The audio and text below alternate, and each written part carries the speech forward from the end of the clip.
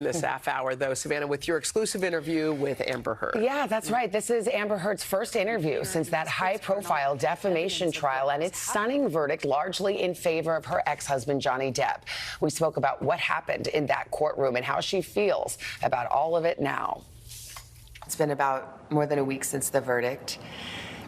As you sit here with me now, has it sunk in? How could it? It's surreal and difficult. In part, yes. This has been a long time coming. Do you stand by your testimony and your accusations against Johnny Depp about abuse?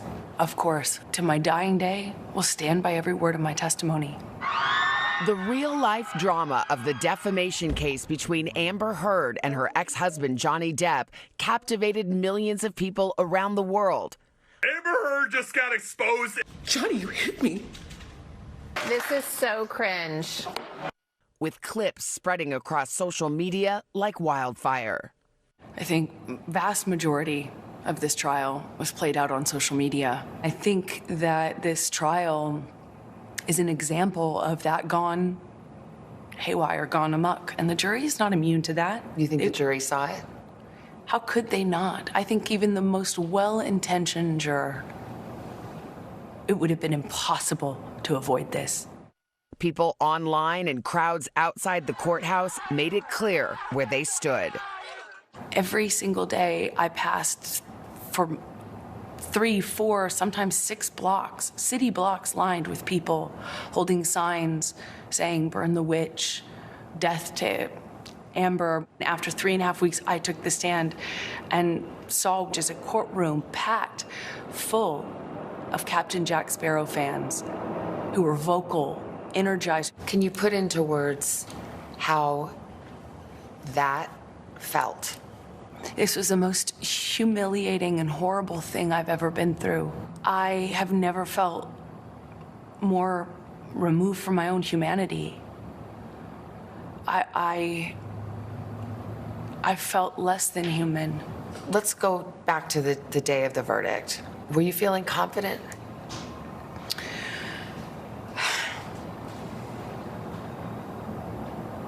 That's a great question. I wish I could say yes to that. I want to say yes to you, but it wouldn't be true. Even if you think that I'm lying, you still couldn't tell me, look me in the eye and tell me that you think on social media there's been a fair representation. Do you find that Mr. Depp has proven all the elements of defamation? Answer, yes. After the 6-week trial, the jury found Heard defamed Depp in a 2018 Washington Post op-ed in which she wrote she was a public figure representing domestic abuse. She never mentioned her ex-husband by name. Depp denied the abuse allegations in court. Heard won just one of 3 claims in her countersuit against her ex-husband. That verdict came less than 2 years after a judge ruled against Depp in a similar case in the UK, in which he sued a British newspaper that called him a wife-beater. There was another trial, handled it dealt with the same substantive issues that had even more evidence in. In fact, my evidence was largely kept out, really important pieces of evidence kept out. Done differently, handled differently by a judge instead of a jury. Some evidence is admissible in a UK court that is not admissible in a US court.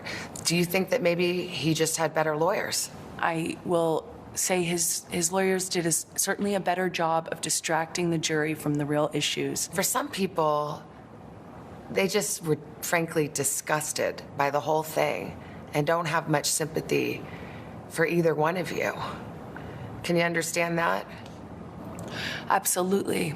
I would not blame the average person for looking at this and how it's been covered and not think that it is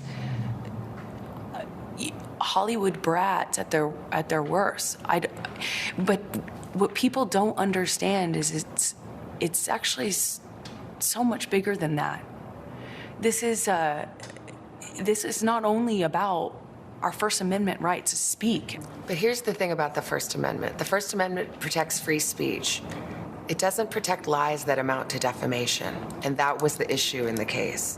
Yes, exactly. You can't go into, the free speech does not protect you if you go into a crowded theater and you scream fire. We get the concept of free speech from the Greeks. My understanding of what that means is not just the freedom to speak. It's a freedom to speak truth to power. But truth is the word. Yes. And that was the issue. And that's all I spoke. And I spoke it to power, and I paid the price. In the closing arguments, the Depp lawyer called your testimony the performance of a lifetime and said you were acting. What do you say to that? Says the lawyer for the man who convinced the world he had scissors for fingers. I'm the performer. I had listened to weeks of testimony insinuating that, or saying quite directly that, I'm a terrible actress. So I'm a bit confused how I could be both. The Depp team argued that you were the abuser, that you instigated physical violence. Did you?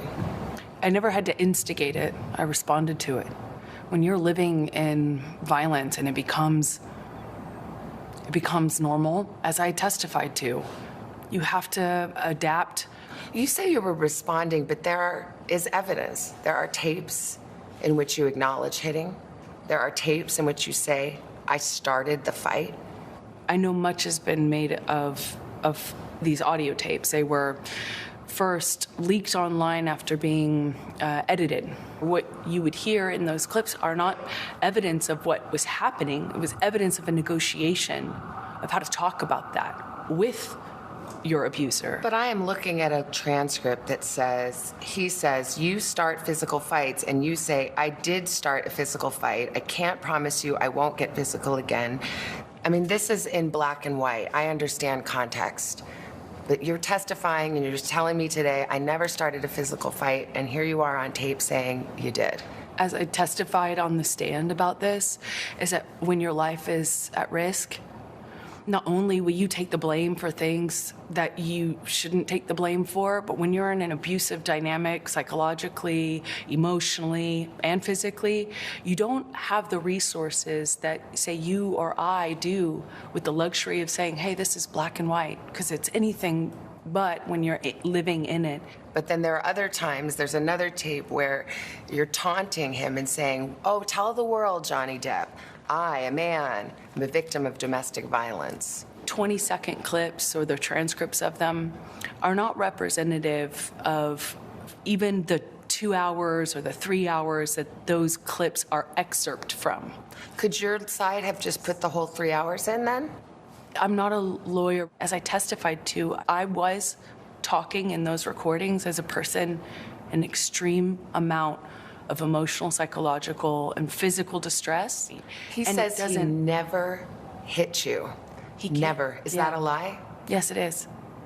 What about the witnesses who said they have seen you instigate physical violence? I've seen firsthand how people will file rank and support the person they depend on. Did they all come in and lie in court?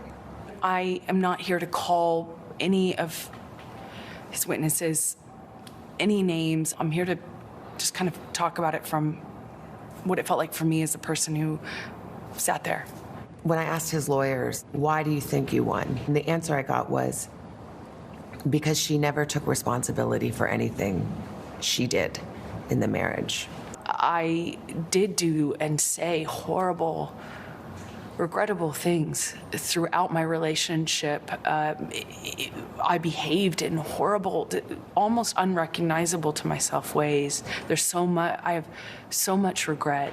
I freely and openly and voluntarily talked about what I did. I talked about the horrible language. I talked about being pushed to the extent where I didn't even know the difference between, right and wrong. I will always continue to feel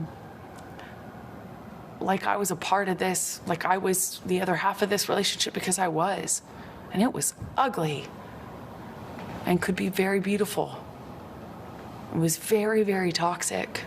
And we were awful to each other. You know, I made a lot of